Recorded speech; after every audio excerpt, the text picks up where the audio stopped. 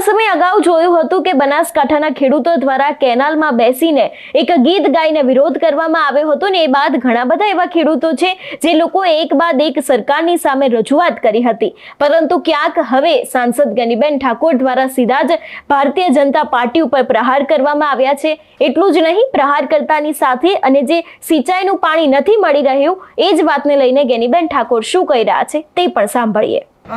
સરકારની મનસા ખેડૂતોને પાણી આપવા માટે કે ભાવિ યોજના માટેની કોઈ ચિંતા નથી। માત્ર ટૂંકા કામો કરીને કઈ રીતે ભારતીય જનતા પાર્ટીના લોકોની એ ભ્રષ્ટાચાર માટેની એમની દુકાનો ચાલે। હમણાં જળસંચયની વાત તો કે ભાઈ તમારે તળાવ ઊંડા કરવાના છે, બીજા કામો કરવાના છે। કોઈ ગામ એવું ન હોય કે એની અંદર 2-3 ગામમાં તળાવ ન હોય।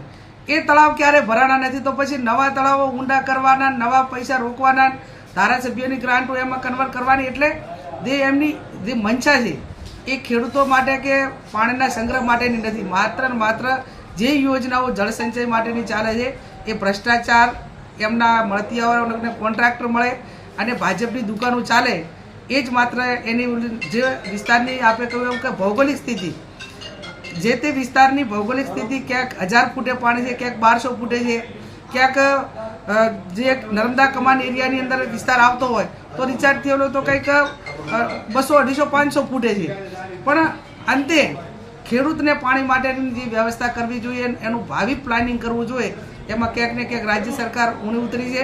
આવનાર સમયમાં જે આ બોગસ યોજનાઓ ચાલે છે એ બોગસ યોજનાઓ બંધ કરીને એક દ્રઢ મનોબળ સાથે, ઈચ્છા શક્તિ સાથે પ્લાનિંગ બંધ એ સરકાર મેદાનમાં આવીને ખેડૂતો માટે મદદ કરવી જોઈએ એવી હું અપેક્ષા રાખું છું।